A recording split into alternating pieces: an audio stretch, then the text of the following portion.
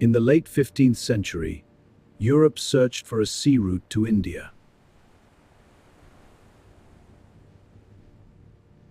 Europe had never sailed to India, yet its spices, cloth, and stories were already here. These goods passed through many hands before reaching Europe. No European ship had ever sailed directly to India. Portugal did not want to depend on others for these goods. It wanted a sea route of its own. They had no clear map, no reliable instruments, and no guarantee they would find their way back. In the end, Portugal chose to try. The risk was great, but so was the promise of reaching India. A navigator named Vasco da Gama was chosen to lead the voyage into the unknown.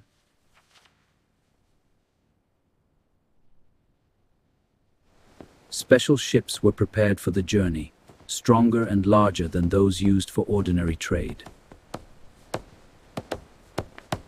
They loaded everything they might need, because once they sailed, there would be no turning back for supplies. These great wooden ships were built to survive years at sea, carrying their crews farther than any European had sailed before. In July 1497, the fleet left Lisbon and sailed into an ocean that few in Europe truly understood. Soon, the land disappeared behind them, and the sea stretched endlessly in every direction. They did not follow a map.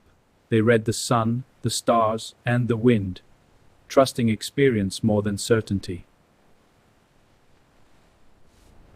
Day after day, the work remained the same, and the sea showed no sign of ending. As they sailed farther south, the sea began to change, reminding them how little they understood these waters. The storms they faced were powerful, but the ships had been built to endure exactly this kind of trial. When the storm passed, they realized the voyage was far from over.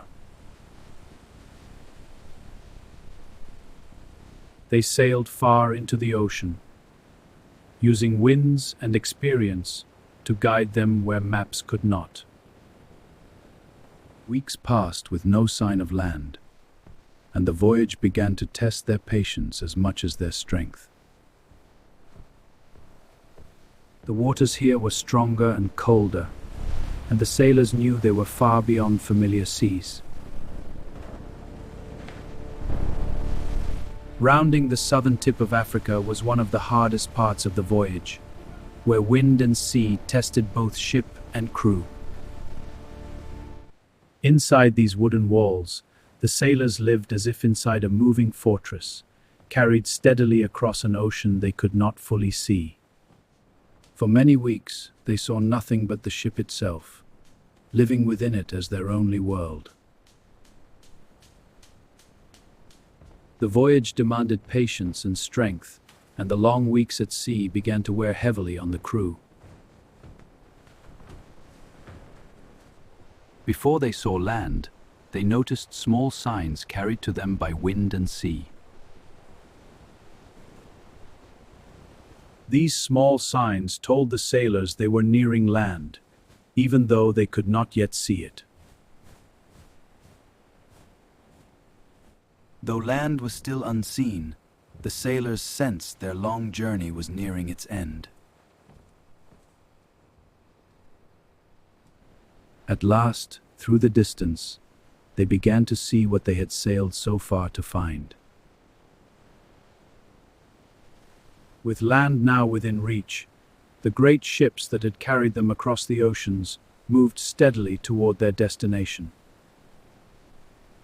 After months at sea, Vasco da Gama's expedition reached the shores of India, completing a voyage that changed global trade forever. This voyage opened a sea route between Europe and India, linking distant worlds and shaping the course of history for centuries to come. They reached India after months at sea, but this was only the beginning. But what happened next?